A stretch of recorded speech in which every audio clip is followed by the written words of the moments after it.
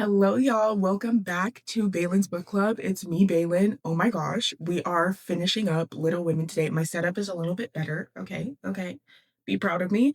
What little drinks are we drinking today? Y'all, I had an amazing outing yesterday. I went with my friend to Trader Joe's to look at their fall drop. It's actually the first time I've ever been to Trader Joe's. This is my little drink, okay? We've got the pumpkin spice espresso martini. There we go.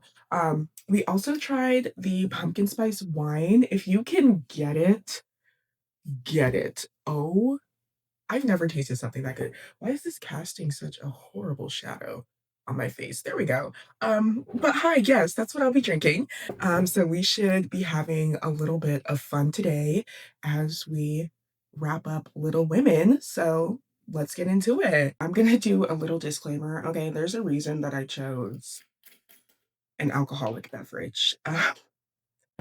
As you guys know already, I really am just not a fan at all, literally at all, of this whole Lori and Amy situation. Like, I'm just, why would you do that? But obviously, that's the situation that we jump into first. So Lori goes out to visit Amy for Christmas and she realizes that she has a thing for this new Lori. You know, he's kind of moody. Um, he's kind of a douchebag. There's really just, like, no other way to describe it. Um, he goes over there and he knows that, like, they're going to find comfort in each other. Like, okay, everyone knows that he will never stop loving Joe. Joe knows it, he knows it, Amy knows it, okay? And while he's over there, he's just kind of, like, coasting is what they call it. He's like, "Oh, okay, I'll let Amy flirt with me. I'll let her, like, love me, whatever, and I'll just sit here and, like, vibe," right? He's just basically soaking up her attention with no intention of doing anything, whether it's with her or Joe. He just wants one of the sisters' attention, and I'm not fucking with the behavior. I'm not. But in other news, obviously, we have Meg and her babies, so we're going to look into the relationship dynamic that's going on here. And of course, there are marital struggles. Yes, these girls do not get along, it seems. So obviously they just had the two babies, right? They just had the two babies. And John is waiting for things to go back to normal. Honey, they not even 6 months old yet. Fuck you mean go back to normal? This is your new normal. You had 2 kids. Hello. Hello. You're the older one.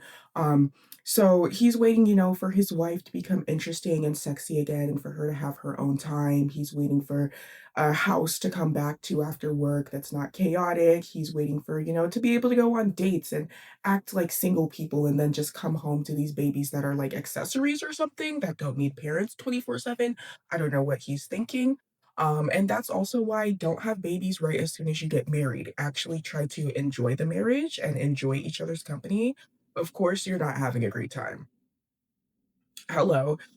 So he's waiting for things to go back to normal. And instead of just like verbalizing that to his wife and maybe sitting down, have a conversation with his wife, he is going over to the neighbors every night after work. And at the neighbor's house, there just happens to be this really sexy, hot lady who has a lot of time on her hands and is basically everything that he is feeling like he's missing from his wife. And you might be like, well, what does Meg do? Does she freak out? No, she's kind of just like, if he's not here, that's fine. I want to lock myself away in the nursery and I don't give a fuck about any of y'all. And so you kind of see that they're both locking themselves away from each other and, away from them as a family unit in turn, right? Well, at first, Meg is just, keeping things to herself. That's like the womanly thing to do, I guess. That's what she loves to do is keep things to herself. Well, Marmee sees her crying one day and she's like, girl, what's wrong? And Meg is like, I just feel so overwhelmed. Like, it's obvious John is falling out of love with me. Like, I don't know what to do. I'm so caught up with the babies, da da da. And her mom actually gives her a speech here that at first, when I was reading it, I was like, Marmee, I'm about to get on your ass. But by the end of the speech, I understood exactly what she was saying, of course. And so she tells her, she's like, this is like your fault too. When I read that, I was like, oh, so do you want to fight? Do you want to fight? But she keeps going. She's like, Meg, You have done nothing but lock yourself up in that nursery. And me personally, I can't blame you, okay? If you birthed out a child from your coochie, I wouldn't want to be separated from it either. Like, who knows what that does to your hormones, especially remember, she's like maybe 19, 20 at this point. So it's not like she was old or mature when she had these babies, right? But her mom tells her, you have locked away everyone from being able to interact with you, including your husband. You spend 24/7 in that nursery. And Meg even tells her, and this is how we know that she's kind of like juvenile, she doesn't have the full wraparound of how things are supposed to look. She says, well, isn't it my job to just stay in the nursery 24/7 and tell John that he can't touch his children and that I am 100% in charge of them? And her mom goes, girl, let me tell you a story. One day, I have four little girls. I fell extremely ill. I could not care for you guys in any capacity. She says, I was able to rely on your father to take perfect care of all four children without nagging me as long as I was sick because I took the step while I was okay to include my husband in the child rearing. And she tells her, like, it's not marriage is one thing and child rearing is another thing. They go hand in hand. And when one person neglects one, well, they're neglecting both. So while John is neglecting the marriage, you're neglecting sharing the child rearing. So it's just like you guys are both fucking up and you guys are both causing this split. And she tells Meg, she's like, you need to make as much time for your man as you make for your children if you want this whole relationship and family dynamic to actually work out. And I was like, okay, Mark, okay, wisdom, okay, girl, okay, lived. Like I was really mad at you. But okay, Liv.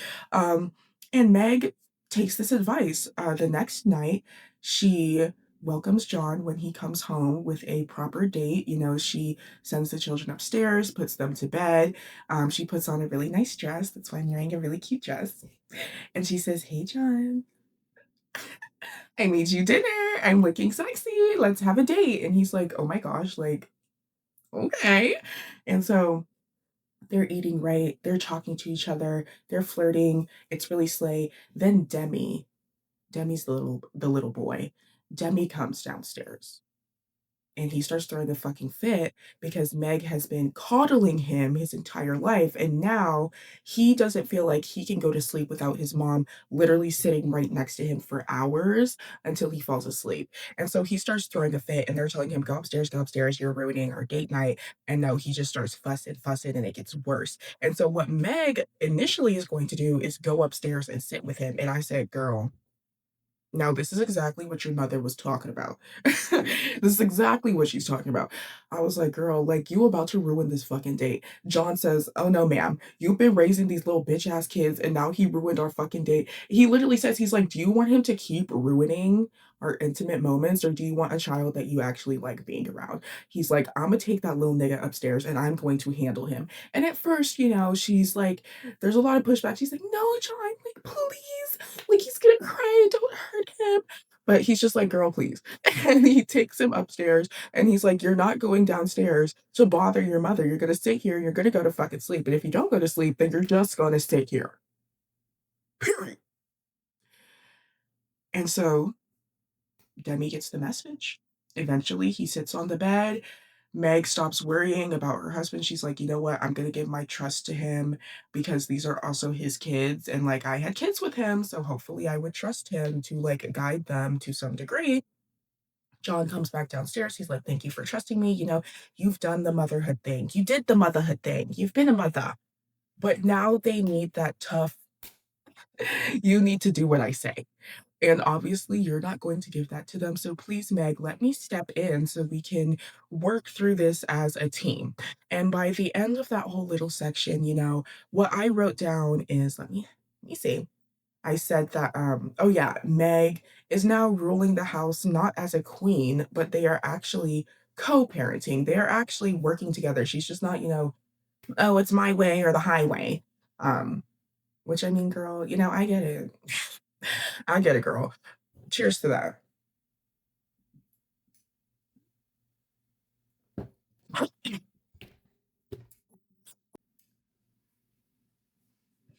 I I promise you guys it's really not that strong. It's only 20%, but literally it went down the wrong pipe. Like, I immediately felt it. I was like, "Maybe I can play it off." Um, did I play off? Yes or no? Let me know. But yes, now they are working together better than ever, Jesus. And whenever John leaves the house, he only does so with Meg. Hanging out with the hot neighbor is a thing of the past, and they're stronger than ever. So now let's get back to the B plot. Let's get back to Lori and Amy. So, because Lori is just being so lazy and just being a douchebag, like I said before, obviously they're not enjoying each other's time. Um, Amy keeps nagging him and is like, "You're being a lazy piece of shit." And she ends up giving him a talking to, and she basically says, "What would Joe think if she saw you in this state? What would she think if she saw you lazing around, not being good, not being useful, not being happy, just being a fucking bum? What would she think?" And Lori goes, "Do you really think she would hate me as much as you do?" And she goes, "Yes. Why don't you go do something productive and go do something to make her love you?" Now, Amy, I just think it's so interesting. Like, Joe is trying to pawn Lori off on Amy, and Amy's trying to get him to go back to Joe, but they're also both in love with him. Can y'all get it together? And before I might have said, like, "Oh, Joe is not in love with him," but baby, I read the rest of the book, okay? And I said what I said. We'll get to it.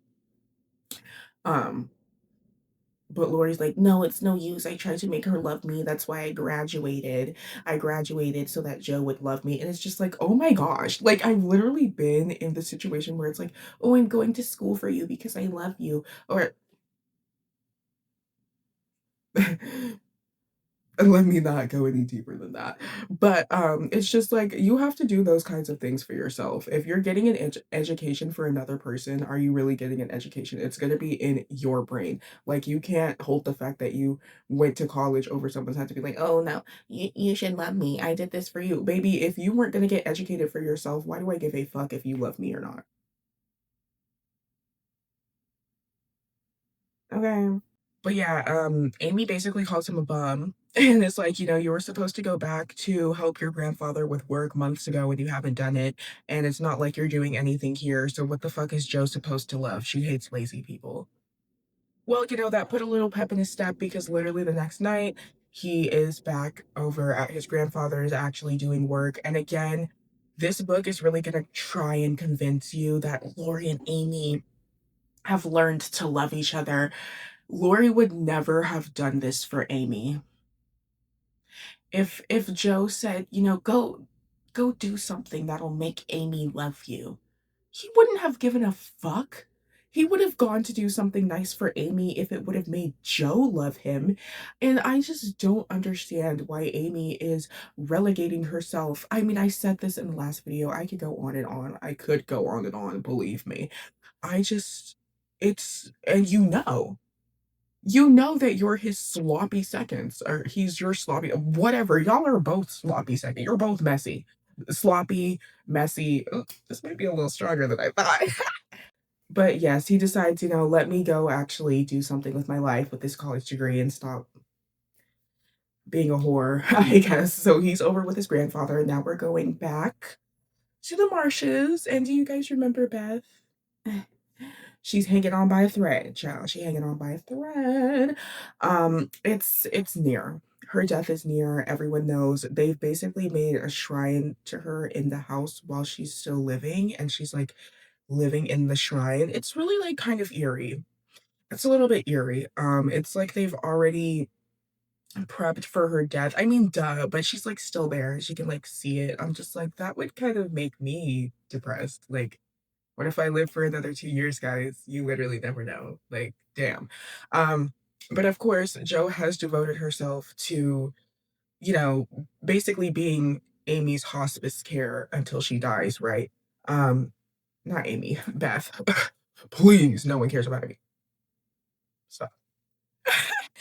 She is Beth's hospice care until she dies, right? And Beth, what she likes to do, she's becoming very pious, she's becoming very religious, and I just feel like she's trying to turn herself into an angel while she's alive to kind of comfort herself for when she dies. That's just the vibe I'm getting, and that's also the vibe that Joe is getting. So great minds think alike. Thank you, per. Um, but Beth just has this underlying fear that she's never done anything with her life, half because of her anxiety, half because she just didn't have enough time to make up for the lost time because of her anxiety, right? So that's kind of the fear that she's going into death with. And she sees this poem on the table that Joe is usually, sitting in her room, and she decides to read it. And I have an excerpt. That's actually my favorite part. So let me go find that. Chapter 40, and I'm just gonna read like literally one little stanza, but this is her poem about her sister. Okay, and I'd be marking up these books. Okay, child.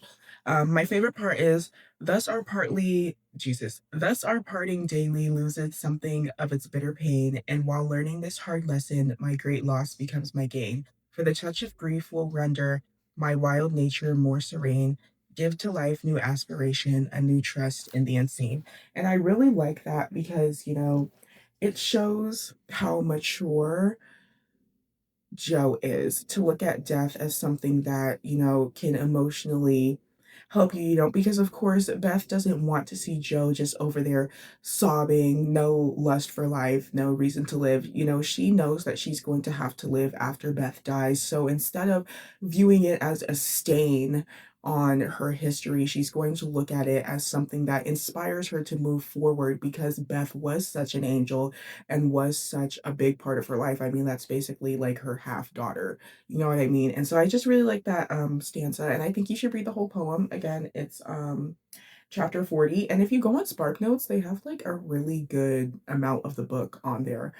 So you can go read it, child.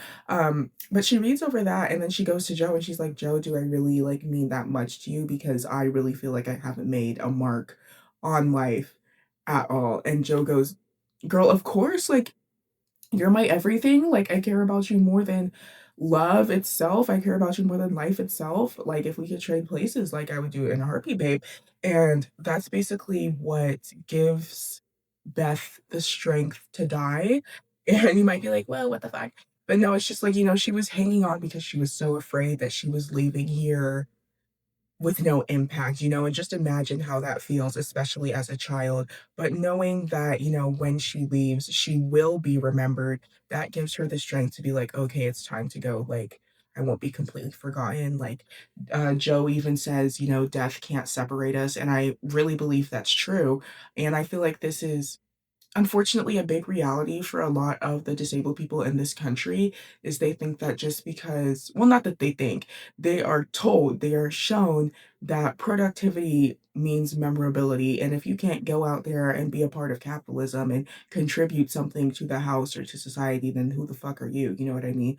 But the reason that death is not able to separate them is because there are so many beautiful memories of Beth, and her very energy is going to haunt that house forever. Like I said, they literally have a shrine to this girl, and she has not even died yet. So there's absolutely no way that anyone is going to forget Beth. But unfortunately, a lot of disabled people do have to think about, like, will I even be remembered? Because, productivity is king, and I just don't know if I can give that to you. And it's a very sad reality that a lot of people have to live in. But I'm very thankful that we have a character like Beth to show that disability is a part of life. Being sick is a part of life. Death is a part of life. This is a coming of age novel, and death is part of that. And so I'm very thankful to Beth's character. But she about to do something that I don't like. So let's get into it. She's basically on her deathbed, okay? Like, she knows she's dying within the next couple hours while she's talking to Joe about this poem because, it's her realizing that she can finally let go, right? And so she takes Joe's hands and she says, please, please, please give up your sensational ambitions of writing. And I said, what? Of course, Joe is going to say yes to anything you ask her because you are literally dying and you both know it. And she says, yes, please give up writing, take my place, take care of the home, devote yourself to more like humble duties, basically. And Joe says yes, because that's her daughter and she's dying. And I'm just like, now, why would you do that to her? That's the same shit that your fucking sister pulled at the wedding with Lori. Hello? What's wrong with y'all? Like, girl, you could have died on such a nice, pious, religious note, and you had to go and do that. I don't like you. I don't care. You're weird. Thank you. So while Lori is over there being productive, he decides that he's going to try one last time to get Joe to love him. Mind you, his relationship arc with Amy has already started. I just cannot. I like literally just cannot. So he writes a note and he's like, yo, I just have to try one last time. Like, there's no one else I can have other than you. There's no one better than you. I can't settle for anything else. Will you love me, Joe? Will you love me, Joe? Will you love me? And then Joe says, I don't want to hear anything about love. I'm concerned with Amy. I don't give a fuck about you. You're over there. I'm concerned with Beth. Sorry, I'm getting them mixed up. You're over there with Amy. Go have fun with Amy. Leave me alone. I already told you no. I'm not concerned with that shit right now. My sister just died and I watched it. I don't care about you, Lori. Like, oh my God, is basically what she tells him. And so upon getting that note back, Lori immediately, like I have a desk right here. Okay, imagine I'm on my desk, I'm reading my note from Joe. Oh, I'm heartbroken. I'm so sad. The love of my life. I come over here, I open this drawer, and I go, imagine these are a stack of letters from Amy.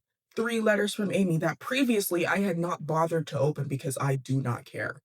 Because I do not care. But after her sister has rejected me, oh, now I'm gonna untie the ribbon and read her flirty messages and see what Amy's up to. Like, what is wrong with you? You're gross. You're gross.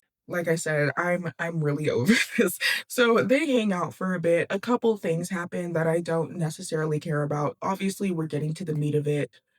The proposal. Okay, we know that they're going to end up together. They know they're going to end up together. It's just a matter of who's going to be willing to say, "Hey, I'm going to settle for you today. I'm going to make an offer you can't refuse and I want you to settle for me today." So, it's done. It's done. And it even says in the book that they both know that Amy is not a sufficient replacement for Joe, but that is the best Lori can do to try and fill the Joe-shaped hole in his heart. And they both know it. However, Amy knows that no one can comfort her as well as Lori does. And I want to get into that really because again, Amy is like at most 14. I'm gonna call her 12 because it's been 3 years. I mean, it's probably, at this point, she probably is 14. It's been a couple years since the the last video, things have happened, time has passed. So maybe now she is 14, but that means Lori is like 20 something, right?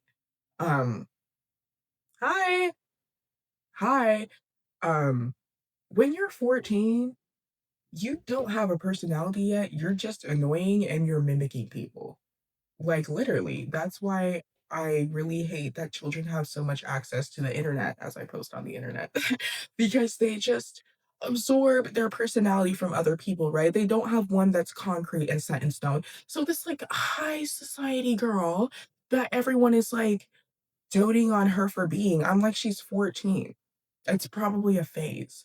And I feel like she in herself knows that as well. And that's why she finds so much comfort in Lori because Lori already knows who she is because he watched her grow up.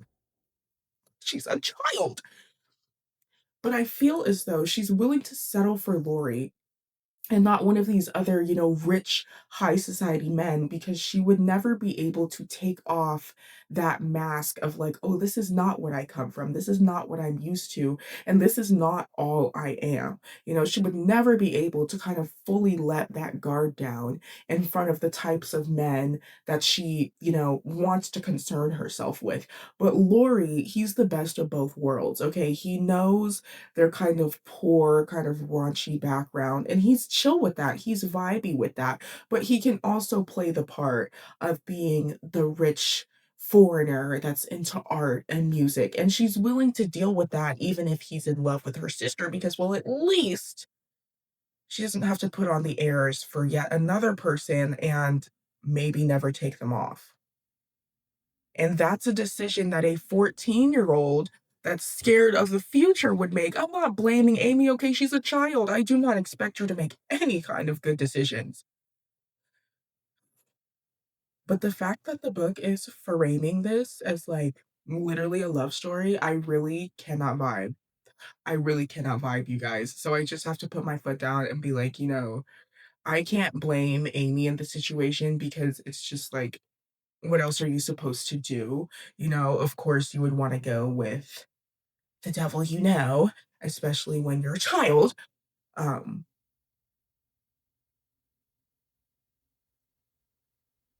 they're together. He's over Joe. Speaking of Joe, Joe is having a hard time devoting herself to the more homely duties and a more humble life. And she even says, I can't keep this up for much longer. I'm going to go crazy. This is not the life that I was meant to live. But she doesn't dare falter on the promise that she made to Beth, right? Um, and she's talking to her sister Meg, and she even takes notes. She's like, wow, like after all that initial marriage stuff, Meg is actually seeming a lot better. She's seeming more like Marmee. She's seeming very womanly. I'm kind of jealous of her. I'm kind of lonely. And Joe starts thinking.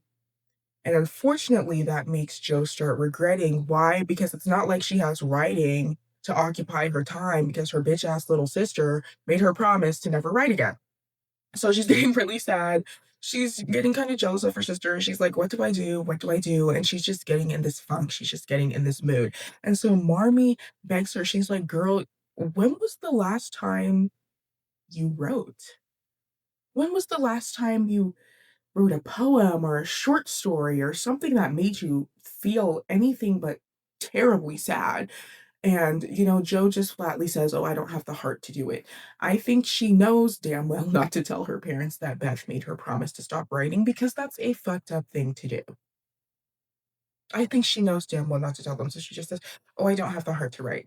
My sister's dead. Can't do it. But guess what?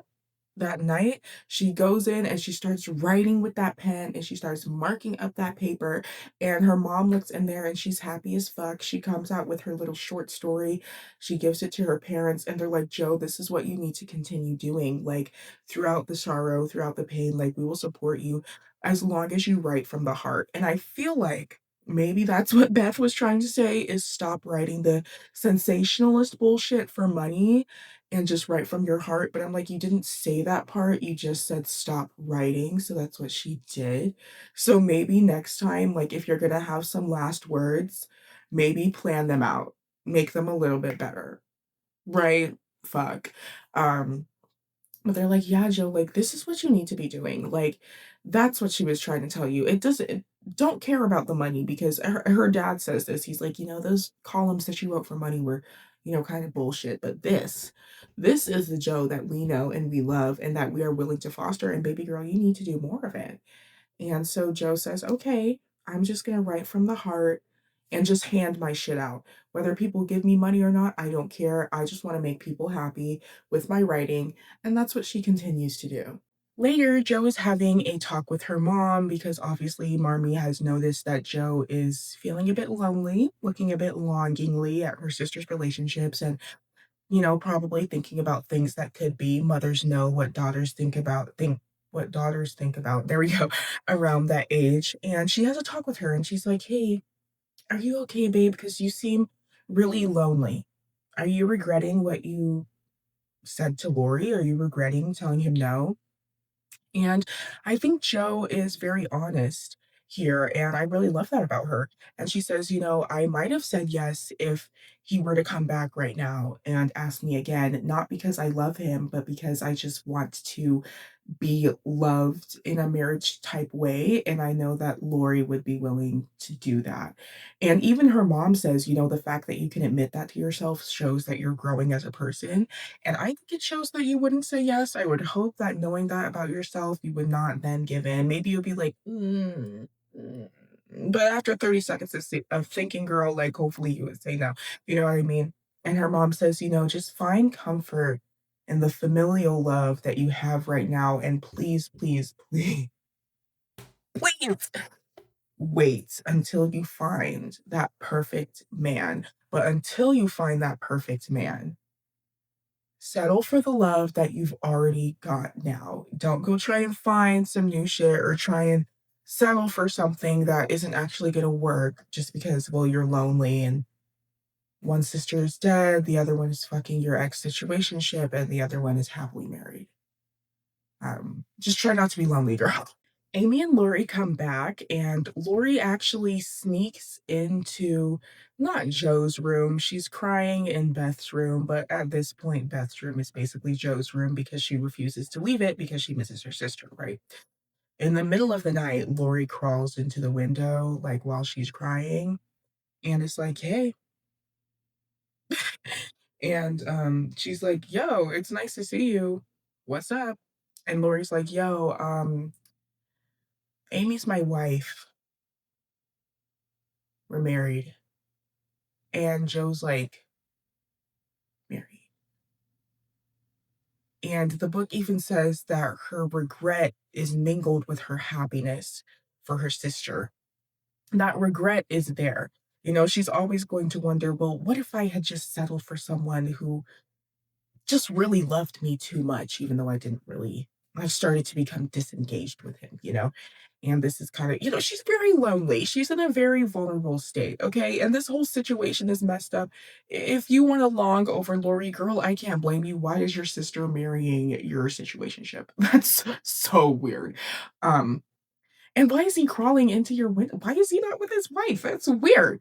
Anyways, um, and it gets weirder. He makes sure to tell her, he's like, I know that we both know this, but I will never stop loving you. It will never be the same because I'm married now, but I will never stop loving you, Joe. I was just like, Lori, um, can you get out?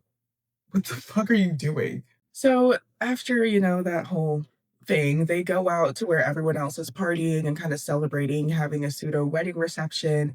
And Joe manages to kind of lock herself in the house and start crying because it's a terrible mix of emotions that she must be feeling right now. I wouldn't want to be in her place, absolutely at all. But then someone knocks on the door and she goes,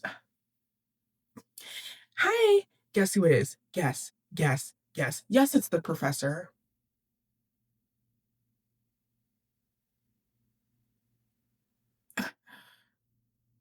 It's the professor. Joe is actually quite glad to see him, and obviously he is quite glad to see Joe. In fact, she actually introduces him to her parents, and her parents, like, they get the vibe. They know. They said, "Oh, his name, I'm gonna pronounce it Bear, Bhaer. I'm gonna pronounce it Bear. Maybe it's Bar. His first name is Frederick, so I'm gonna call him Frederick. You're like, "Hi, Frederick. Nice to meet you. Where did you guys meet? What are your intentions with our daughter? You're kind of old." But they end up liking him. Everyone ends up liking him. In fact, he ends up joining the wedding reception. Everyone's getting to know him. Guess who's the only person who doesn't warm up to him right away? Yes, that would be Lori, because he's still in love with Joe. In fact, he even goes so far as to pull Amy aside a couple days later, and he's like, you know, it's obvious that Joe loves this man, but I just fear he's just too old for her, and he doesn't have enough money. I just wish she was with a younger, richer man. Like, oh, who said that? Oh, mind you, he's talking to Amy. So Amy, his wife, goes, you know, would that bother you? If Joe got married, would that bother you? And he goes, "Oh, of course not, Amy. Of course not, my sweet love. There's no way I could go after Joe now. What are you talking about? I only love you." But guess what? You know, she says that she was convinced. And, oh yeah, because he also says, you know, if they get married, I'll be able to dance at their wedding. I don't care. I'll be able to dance at their It's like, girl, at your own reception, you were sneaking into Joe's room while she was crying to comfort her and tell her that you will love her forever. So really, these are empty words. What are you doing? But anyways, Amy said, well, that's enough for me. I'm convinced you're not in love with my sister. I hope everyone else is. Um, but I think Frederick is great for her, and everyone seems to like him. So I think he's really chill, Lori. And you're gonna have to deal because they're gonna get married. So I'm your wife now. In the next couple months, everyone is noticing a very obvious change in Joe. You know, she's doing her hair more, she's dressing a bit cuter, she's just carrying herself differently. And everyone knows, okay, like she and this dude, they're gonna be pretty end game. I mean, he came all the way from Germany because he had business in the city to come see her. He don't have no business that lasts that long. Okay. He wanted to see Joe. And that's exactly what he tells her when he proposes. Okay, I know I wasn't the biggest fan of Frederick, but through reading the last chapter, you really can't help but I just wish he wasn't so old. You know, I just wish but with how the book portrays Jo, I think it does make sense that she would end up with someone a little bit older, wiser, more sensible. You know, the book is heavily leaning into the fact that she is wise beyond her years and she don't want none of these little college age boys. Okay, she don't want them. She wants her grown man. She wants her pasta and lobster. Okay, and can I blame her? I mean, at this point, at least, at the very least, she's of age, unlike all of her other sisters. Okay, even Meg, even though she is closer in age to what's his name, Joel Brooke, um, he was going after her when she was 16. So that's not cute. So at the very least, she is a fully formed, consenting adult who's like, I like older men and I like this older man and he has a soft heart. And so I'm like, you know what, Joe? Go for it. He's smart. Y'all like the same exact things. So he proposes, right? But he tells her, you know, I hadn't told you about my feelings towards you because Joe obviously asks him. She's like, "Why didn't you just tell me?" And he's like, "I didn't tell you because I don't really have a house for you to come back to right now, and I can't possibly ask for your hand in marriage while not having a house for you to go back to." And he says, "You know, I have business back in Germany. I have to make my money back over there. I am a professor after all. I can't just leave." And his sister, who is dead, pretty sure, has left her children in his care. So he has to go, you know, help them to the best of his degree over in Germany as well. And Joe says, you know what, that's actually perfect, Frederick, because I want to devote myself to my work too, you know, because of Marmee, uh, Jesus reignited this spark for writing and she wants to get back on it. And she's like, I couldn't bear to think about, you know, dropping my writing now, even for the beautiful likes of you.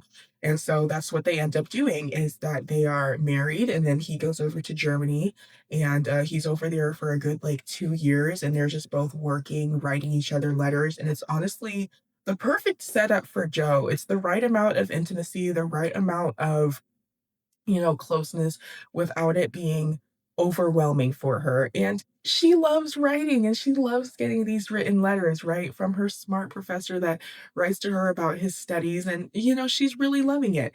But, you know, the second year comes around and their money is still pretty tight. And it's getting kind of worrisome because it's like, okay, are we ever going to live together? Are we ever going to be able to build this life? Well, fortunately or unfortunately, however you want to look at it, Aunt March dies. Oh, hallelujah. Oh, let's take a shot. Let's take a shot, Joe. Right pipe, delicious flavor. But yes, Aunt March dies and she leaves Joe out of all people the house, which is quite interesting if you remember in our last video because she sent Amy on her little trip. That's why she's out of the country right now. And she didn't give Joe anything because Joe was like, well, I don't like handouts. I don't need your fucking money. Um, but again, everyone has seen the change in Joe over the past, you know, at this point, couple of years. And I'm sure she's realized that Joe is not that same girl anymore, right? So she's like, "You're the last girl that kind of needs to get her life together. I'm gonna give you the house." And it's actually quite a big house. It has quite a big garden. In fact, when Lori hears the news about Joe getting the house, he immediately assumes that she's gonna sell it and, go off to Germany with her man. And she's like, "No, actually, I'm gonna keep the house." And Lori's like, "And so how are you gonna upkeep it? Because you have no maids. Like you have to go to work still, and you're not gonna be able to upkeep that garden. Like, what's going on?" And this is where we really see Joe blossom just right in these last, is it the last chapter? It's either the last chapter or last two chapters where she talks about this. I think it's like the last couple pages of the last chapter. Um, where she's like, "I'm gonna turn this into a school for boys, for troubled boys or for, boys that need apprenticeships, rich, poor, orphaned, whatever. I want to make a school for boys on this large property. I love writing, I love teaching, and I want my professor husband to come teach them. And then we can work from home and take commission from the parents that are sending their boys here." And she even tells Lori, "I proposed this idea to Frederick, and he said, as soon as we have the money, babe, I would love to do that. But that's a money dream." And she says to him, "Well, now we have the estate. We've been saving up for a house that we now don't need. So we have the money. The boys are grown up over in Germany. I'm going to write my man." I want you to think back to the conversation that all of the children were having. Beth was still alive. Joe and Lori were still pining after each other. And it was when Lori's friends were over from abroad and they were talking about their castles and their basically ultimate dreams. And Joe breaks out into a speech, basically, and is like, after everything is set up, Frederick, he does some festivities for her. It's really sweet. It's a really beautiful scene. Again, you should go read it, okay? Um, and Joe breaks out into a speech and is like, "I have finally built my castle. This is my castle. This is my castle. I'm teaching these children. People are singing Beth's songs. I've got my family around me. I've got my smart ass, sensible ass, older man." Lori, I was able to pawn him off on my sister, and I'm taking care of all these boys. I'm sure she's traumatized of taking care of girls by now. She don't need to be taking care of Beth anymore. And she says, this is my castle. I have finally gotten what I always wanted." And Marmee ends the book in a way that, it's really just the best way to end the book. I'm actually gonna read it word for word, babe. If I can get to the page. Okay.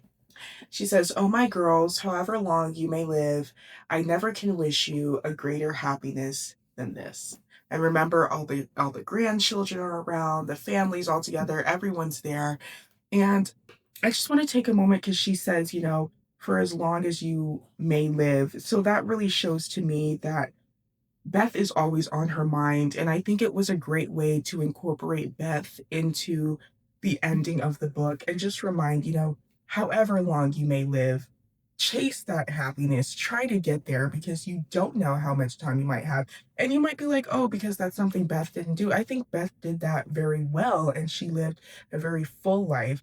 And I think she's kind of trying to remind the girls that, she died when she was, I think, probably 16 at the time. And we all remember her in such a beautiful light. Always try to chase that memory of a beautiful, just amazing life and amazing light. And again, Marmee, like, I just think she's the goat. She is like one of the best moms, I think, like ever. Of course, she's fictional. And, I think she raised her girls well. I will say, obviously there are girls I relate to less, like Amy and Meg. Even Meg, I came around to her, her lifestyle that she wants is not necessarily one that I want, so I don't as much align with her decisions. But I do think she got her happy ending and she had to learn her motherly lessons to get there. But I do think, her and John end on a happy note. Their children are, more well behaved. They're engaged with each other more than ever. They're in love with each other more than ever. Then you have Jo, who maybe blossomed late, but found exactly what she wanted, got exactly what she wanted, and didn't sacrifice any of herself for it. You have pious and angelic Beth, who, even though she didn't have the longest life to live, she still lived a beautiful one. And then you have Amy. So I really feel like, oh my God, I just cannot stand her. Um, I think she did a great job of raising her girls and being the best mother she could be, especially since for most of the book she was by herself. Her man was not there. This is all her. This is all her. And I just think it's a beautiful ending to a book. It encapsulates everything perfectly. I can't say that everything was a happy ending. I can't say that everything made me happy, but this is a book about life, and by God, it was a ride, child. That was a good 500 pages, okay? And I was really expecting that I would not like this book. The drama, I love. The twists and turns, I love. The characters and the character development, I love. Most of all, Jo and Marmee, those are my bitches. And I love them. And I am so happy that we finished this huge book, guys. Thank you so much for finishing this with me. That is by far the biggest book I've read since I started reading, since I stopped reading in high school, to be so honest with you. Um, like when I said 500 pages, I was not lying, child. That is 500 pages. And so it just really is a big feat that I love that I committed myself to, that hopefully you guys committed yourselves to as well. So that brings us to, what are we going to read next? I'm actually so excited. So I can't just go in raw. Of course, I have to give some backstory to this book as well. So this book, I actually hated it the first 3 times that I read it, but I do feel as though that's because I read it too young and I wasn't really with teachers that were breaking down the significance of the words to me. And so I'm really excited to do that with you guys in this channel, because once you break down this book, oh, it will make you cry and it will just expand your mind so much more. It is none other than The House on Mango Street. The last time I read this book is actually when I fell in love with it. I was reading it in my Latino studies class with my professor who, speaks Spanish. And so it just has such a different meaning. One, when you're learning about the Latino culture and the Latino history, especially in the United States. But two, when you have someone who can understand the Spanish and the undertones that the Spanish brings. I've been really getting into Spanish. I've been learning it a lot, and I just think the Hispanic culture, the Latino culture, is one that we should learn from and we should look at, especially during times like this. I'm not gonna make myself angry, but I know y'all heard that basically ICE can racially profile you now, and that is something that I will be speaking up about when we are going into this book. I will be speaking about the ICE raids in great detail. That's not something that I'm ever going to shy away from. And so I think this is the perfect time to read a book from a Hispanic woman that's about her life. And I can't wait to get into it with you guys. This is probably one of the most intellectual books that I have on my shelf, and it's not going to be a quick read. It's going to be at least 2 videos, because there's just a lot of meat in there that we can really break down and dissect and yap about and get into. So I'm really excited to do that with y'all. So join me in 2 weeks to start that book. And just again, thank you so much for finishing Little Women with you. I hope I was able to make it fun and kind of reinvigorate the book a little bit for you guys. Um, Stay literate. I'll see you in 2 weeks.